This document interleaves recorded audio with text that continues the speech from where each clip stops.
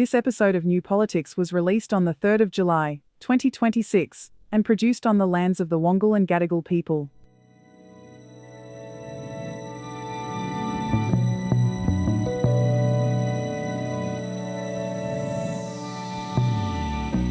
And the Liberal Party, with Angus Taylor as the leader, survived without knowing what it stands for. Is changing a name of a political party easier than changing a political culture? Because a rebrand and a new logo won't save a Liberal Party that's forgotten what its true purpose is. I'm Eddie Djokovic. I'm David Lewis. All of this is coming up in this big episode of New Politics.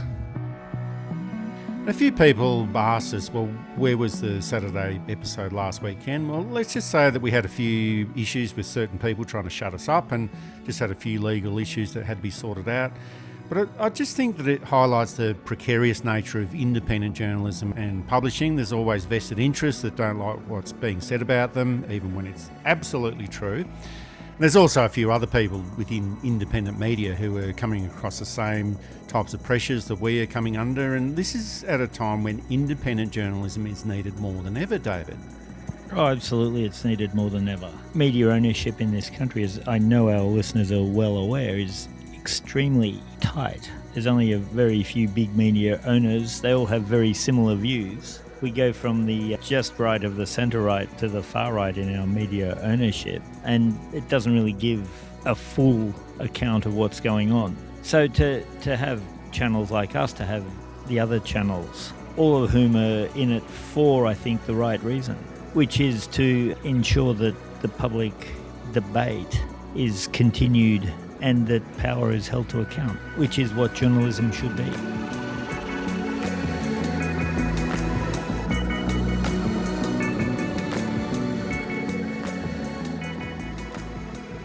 I think I've been very clear about what we all need to share in this country. We need to share those values. Are these compatible with a multicultural society in your view? Well, you know what? It's about a shared set of values. I believe that can coexist with multiculturalism is the question. Well, I don't quite know what you mean by that question. Just to be clear, Mr. Taylor, do you believe Australia should be a monoculture? You explain to me what you mean by that. You see, there's all these vague words running around. But I tell you what, the one thing I want all of us to share is those core Australian values. I'll be very clear about what we're committed to. But you haven't. David. So With respect, so you've now dodged 4 questions in a row about whether multiculturalism is a policy aim that you would stand by. Is it or is it not? I've answered that question 4 times. We can have people from all over the world, of all races and religions in this country, but they must share those core values. Parliament is in its winter recess, and politics itself is almost like a winter of discontent at the moment, where there's a lot of people that are very unhappy with the state of politics, and it's not just here but in many places around the world. And it's all of the political parties that I think are having their problems. But the leader of the opposition, Angus Taylor, also the leader of the Liberal Party, seems to be in a lot of trouble trying to get traction for the Liberal Party and actually keeping it all together. And because they've fallen so far behind, it's almost as though they've become irrelevant within the bigger picture. But they are still the official opposition, even though there's this peculiar situation where they hold 42 seats in Parliament, and that's not that many in itself out of the 150, but they're chasing the tail of One Nation, who have only got just 2 seats in Parliament, and they've only actually won one of those seats. And the Liberal Party is now talking about changing its name and rebranding itself because the name has become so toxic within the electorate. But David, it's not just as simple as changing your name and then hoping that all the problems will just go away. A political party has to do the hard work of making the changes to make itself more electable. And it just seems like the current Liberal Party is just too lazy to do this hard work, or they haven't got any idea about how to do this. And it's not as though all of these problems have commenced recently. Most of the dominant moderates were removed during the Howard era in the 1990s, and then the Liberal Party wasted 6 years in opposition during the Rudd-Gillard era, and they're doing the same right now, where over the past 4 years they've been given all the evidence about what they need to do to pick themselves up as a political force, both through the many reviews that they've had and also the hard evidence that they've actually got from actual electoral results. But they're still arguing amongst themselves, and they just don't seem to have the right leadership in place to be able to pick themselves up.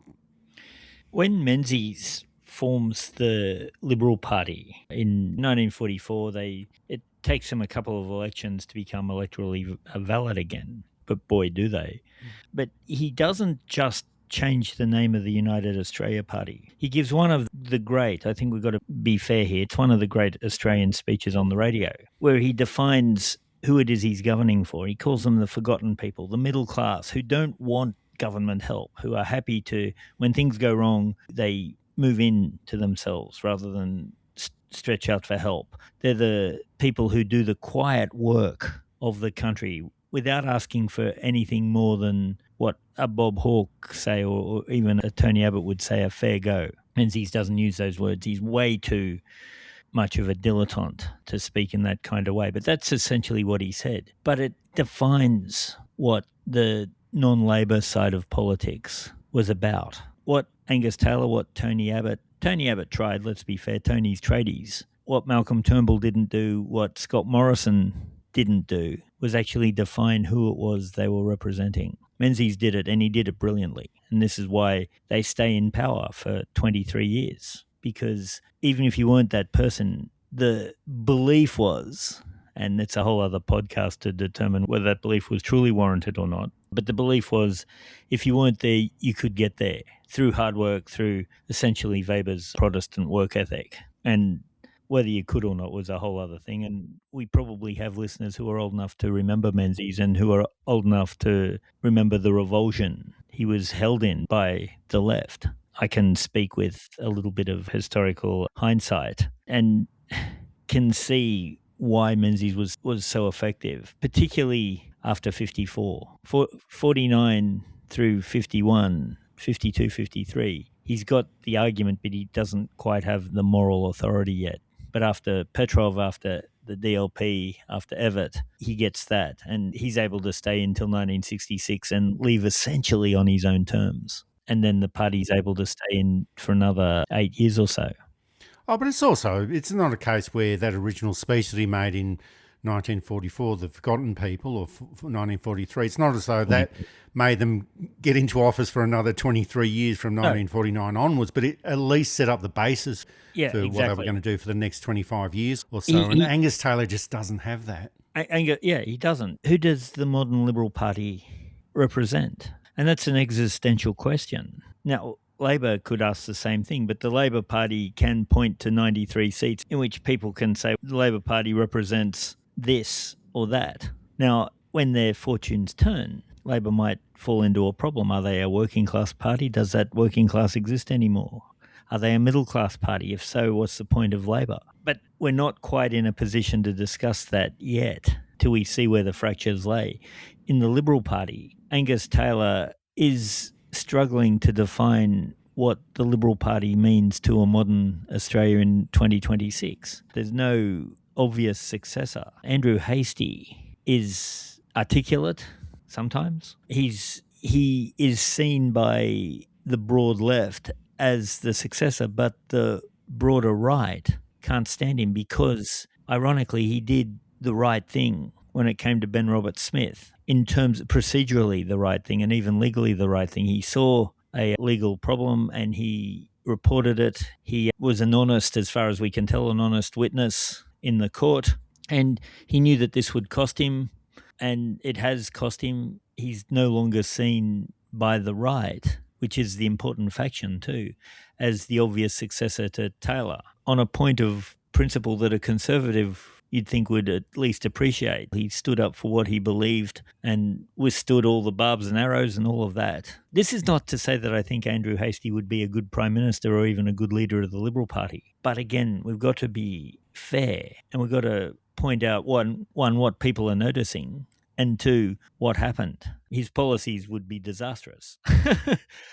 But for sure. But it might be a case where Angus Taylor survives as the leader of the Liberal Party. And this brings up all of these other problems, mainly because there is no obvious successor. And even if it is Andrew Hastie, is he ready for the position at this stage? There's all of that too. He's still a young man. Yeah, and then there's the other issue is where no one really wants to take on the job at this stage. And it's pretty much the situation that Peter Dutton was in before. He was the leader because no one else wanted it, and there was no obvious successor. So they are some issues, but there's also two other issues at the moment. And Frassati doesn't look like a Prime Minister in waiting, but it's not really his role at this stage to become the Prime Minister anyway. His role should be to rebuild the Liberal Party, and the two sort of do go hand in hand. You have to look like a potential Prime Minister, but you have to have your party prepared for government as well as holding the government to account. And I feel that Angus Taylor is pretty much reacting to events at the moment rather than trying to assert an agenda. And they just seem to be watching what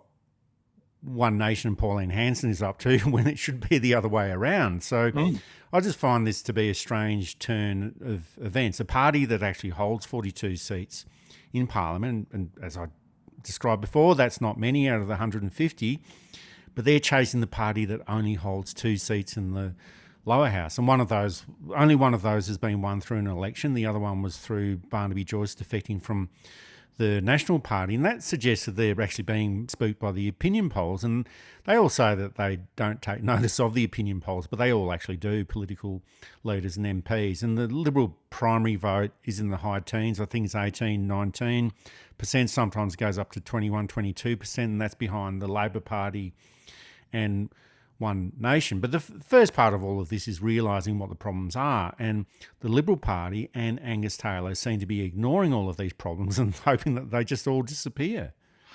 It's an odd way to go. The obvious, it seems to me anyway, is to look at the teal candidates and who've now formed their own party. Now, the only reason we look at the teal candidates is because they got not just Liberal seats, but iconic and almost sacred Liberal seats, Kooyong, Deakin, Wentworth. They won those, and they won those on a very firm policy, broadly put, because they're all independents, or they used to be till Allegra, Spender and Zali Steggall formed the party, of we are not the Liberal Party. We agree with 60 or 80% of what the Liberal Party says, but we believe that climate is a problem and it needs to be fixed, and we don't like the treatment of women in the party. And so we can bring in the stuff that we like and the stuff that we know our electorate likes in terms of economic reform and some social reform without all the toxic negativity of the Liberal Party. And we've been saying this for years, Eddie. The Liberal Party should have looked at why did we lose Kooyong?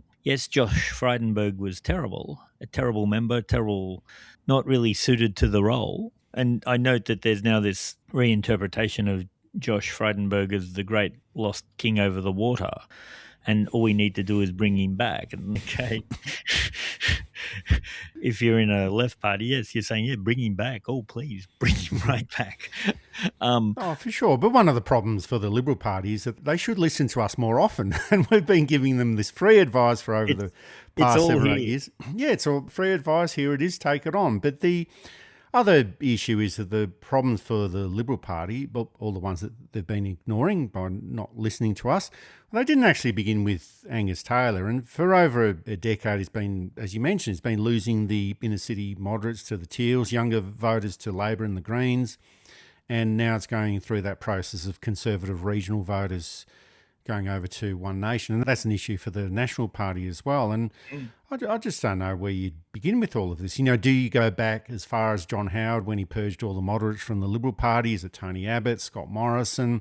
Do you look at Malcolm Turnbull for not being able to stop the rot when he was the Prime Minister?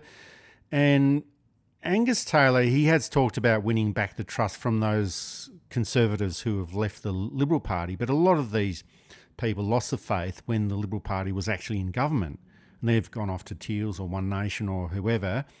And I just think that it's really hard to win that trust back if all you're trying to do is pander to One Nation and turn the Liberal Party into a big C Conservative Party. So I just think that there's almost an impossible task for Angus Taylor. I'm not suggesting that it's an impossible task in itself, but it has to be the right person. And Angus Taylor doesn't seem to be that right person. And let's be fair, when a long-standing member of the Liberal Party, no matter how reprehensible and awful we find them, leaves the party, and they've devoted their life to the party and to volunteering and going to the branch meetings and handing out the pamphlets and pushing John Howard, pushing Tony Abbott, pushing Malcolm Turnbull, pushing Scott Morrison, pushing Angus Taylor, pushing Brendan Nelson, pushing Alexander Downer, etc. When they leave the party in the numbers that the lifelong passionate supporters. And I've said before, all my sympathy in politics is with those who devote themselves to the party, not as a big brother Orwellian thing, but the volunteers who believe in the cause so much that instead of taking up painting or gardening or what have you, they're doing that stuff. And I feel the same way about Greens and Democrats and Labor and National Party members and whatever. Even when I vehemently disagree with them, I think that the parties are built on this type of volunteerism.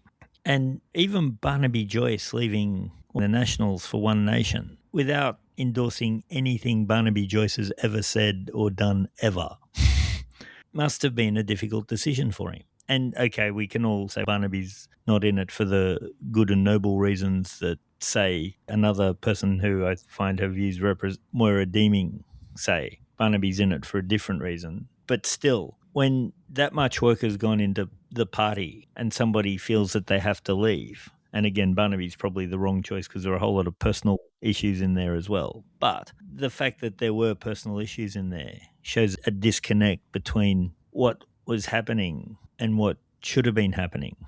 Of course, what should have been happening is Barnaby should never have got pre-selection, but that's a whole other story for a whole other.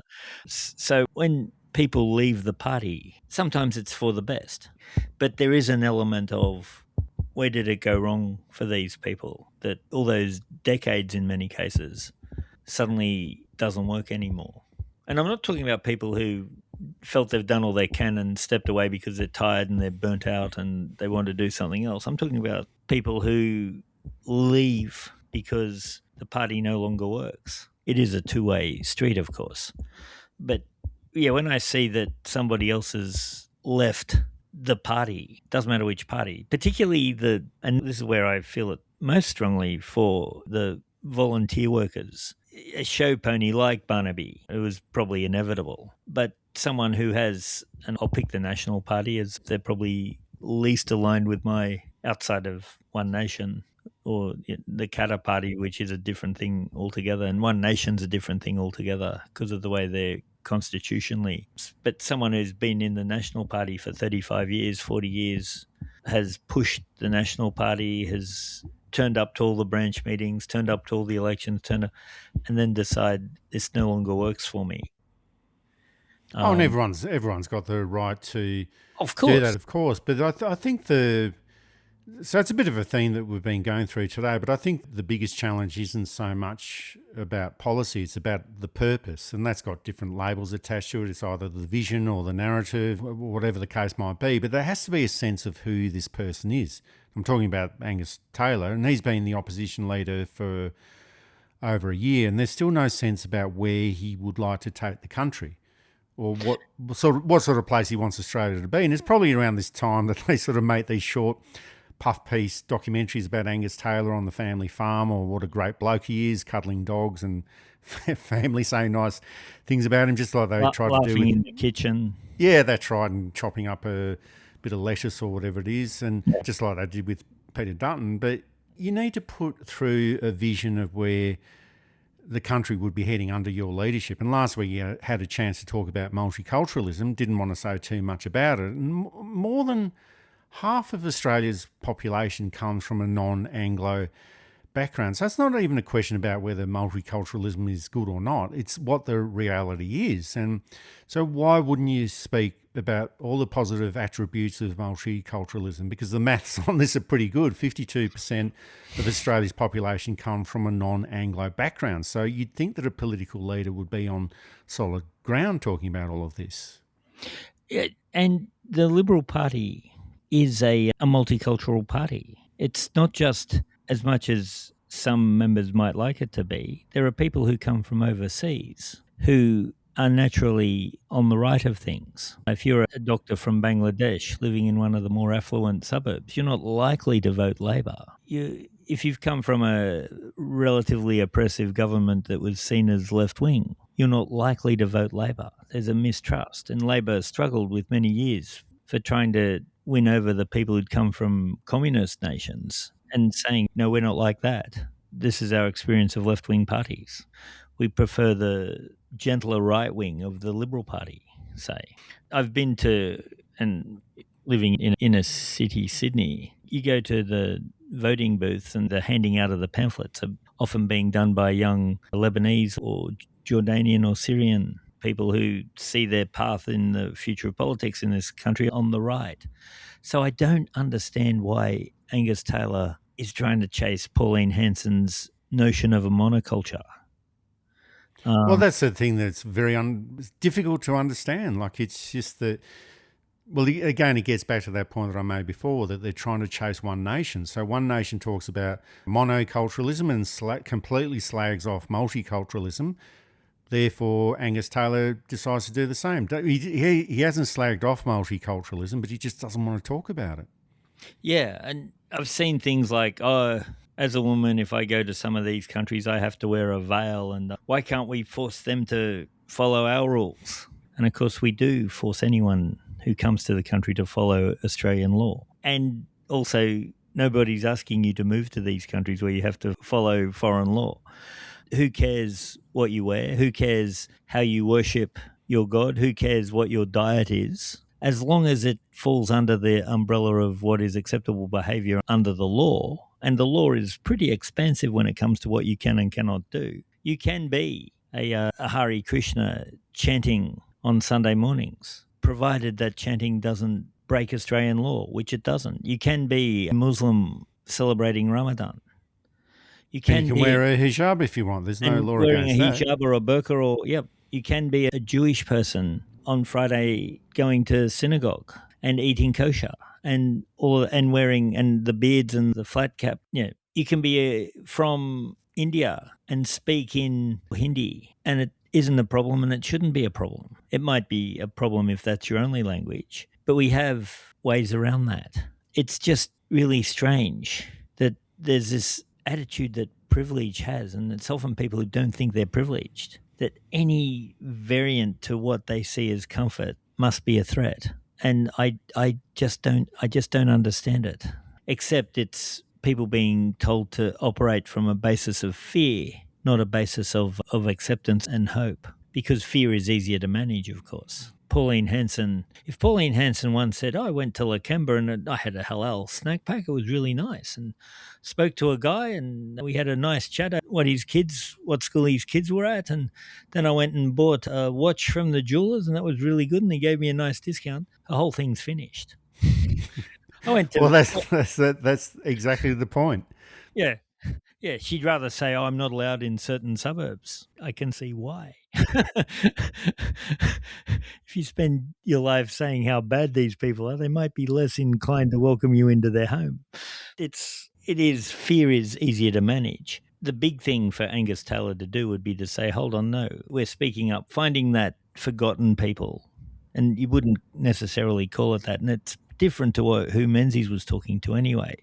But finding that core electorate that he can appeal to. Of course, Angus's other problem is that he might be the smartest person you've ever met, but he doesn't have that reputation. And reputation is everything. Trying to frame Clover Moore's City Council on a $21 million 3-week trip to Europe and then not even having his computer genius clean out the metadata so you could tell where it was done from are not the hallmarks of a great strategist.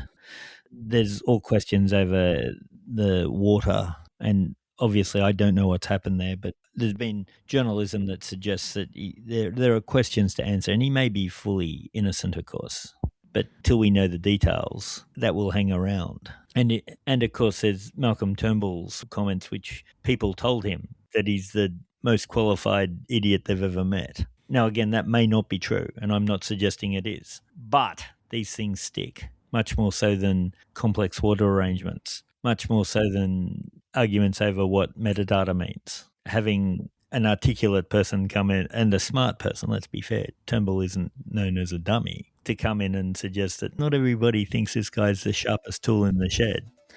Sticks much harder. Paul Keating and calling Turnbull fizzer. He's like the bunger. There's a bit of pop and fizzle and then nothing. And that stuck with Turnbull. So Turnbull knows the power of this stuff.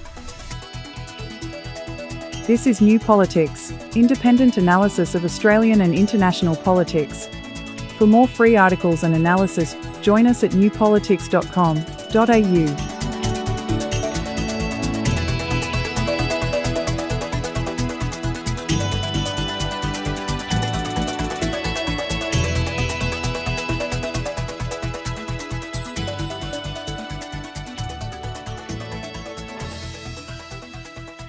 So we've been mainly focusing on Angus Taylor and the Liberal Party itself, and despite the world of pain that the Liberal Party is actually in at the moment, I think that all of the issues that we're discussing today, they're actually far greater than the Liberal Party itself. And it just seems like there's a lot of dissatisfaction with politics. And it's been like this forever, but it just seems to be more heightened at the moment, where politics is becoming less tribal. They're shifting allegiances within the electorate. And I heard one comment where someone likened the dysfunction of politics to the dysfunction that exists in a lot of businesses and a lot of public service departments, where all the managers are complete lunatics and they don't actually know what they're doing, but somehow the business survives. It ticks over, day-to-day management of it continues, but that's because there's enough people behind the scenes working hard to make it all happen. But the people at the top, managers, heads of departments, heads of businesses, CEOs, they're complete psychos and complete lunatics. And I guess this is a comment across the board. The Labor government's not immune from all of this cautious, slow, incremental change, so slow that you can barely see it. Liberal Party is in disarray and it thinks that a new name and a logo is going to solve all of its problems. One Nation is led by a complete idiot. The Australian Greens they've got all the policies, but they don't get the traction. And David, I don't want to be Mr. Negative all the time. You know, we are generally very positive people, you and I, but I just think that politics just has to do a lot better. And politics is driven by the people who actually put up their hand for pre-selection and then put up their hand for election on election day, but not everyone is in that position where they can do that. It's the money, it's the time involved, all of those sort of issues, but there just has to be a better way of doing politics because it's just not working at the moment. I have a sense that the institutions that protected and guided and helped and even made better the mostly sons, but the sons and daughters of privilege have been so hollowed out that the weaknesses are now more apparent. And I look at someone like Baron Casey, Richard Casey, who was Governor-General of Australia but spent 25 or 30 years in Australian politics. He ends up being Foreign Affairs Minister, but had a whole range of jobs throughout various non-Labor governments and oppositions. Casey was not terribly bright, but he'd had a good education and knew how to present himself well. And he was sharpened by a good public service that guided him properly and that advised him properly. And he was sharpened by a sense of duty that was drilled into him. His family had made cutlery and had done very well from it. He was independently wealthy. When he was a backbencher, he didn't take a salary, he donated that back to the government. And then only when he started to become a minister did he start taking a wage. He was still very wealthy. As the idiot son of wealthy people, to be brutal, he really went in, worked hard and made a mark because the institutions he'd been to had told him that's what you do. And I guess his family background as well. Angus Taylor is from a fairly relatively well-off background. He was a Rhodes Scholar, went to Oxford, did the Rhodes Scholarship, went to, I think it was Sydney University. It was one of the great sandstone universities here anyway, and yet doesn't come across as well. Again, that's partly his issue with public perception, which of course may or may not be wrong. But it's also to do with the fact that I think that neoliberalism, and this is the heart of every problem that Australian politics and Western politics has, everything's been hollowed out. And so there's no substance for people who aren't looking for substance. You can bumble through a degree and get a degree as long as you pay your money. You can get a good job because you're well connected, not because you've earned it, but because you've got the connections, because you went to the right school. Who hasn't taught you anything, hasn't given you a good education, because it's good educations are economically inefficient. Well, I guess the issue is it's not so much about removing those people from politics because everyone's got a right to participate, but we end up getting the similar sort of people going into politics, and it's a broader question than just the Liberal Party. But how do we change the political process where you're not getting the same people involved in politics, and this is across the board as well, who have got access to the privilege and have had privileged backgrounds and end up in politics? And it is that thing about politics is all about the people who put their hands up to be involved in this process. But I guess we need to look at different ways of Parliament becoming more inclusive, where you do get different people turning up and different people being encouraged to put up their hand. There's a career path which rankles in a sense, and hello to all of our good friends who listen who are working in political offices and who are politicians.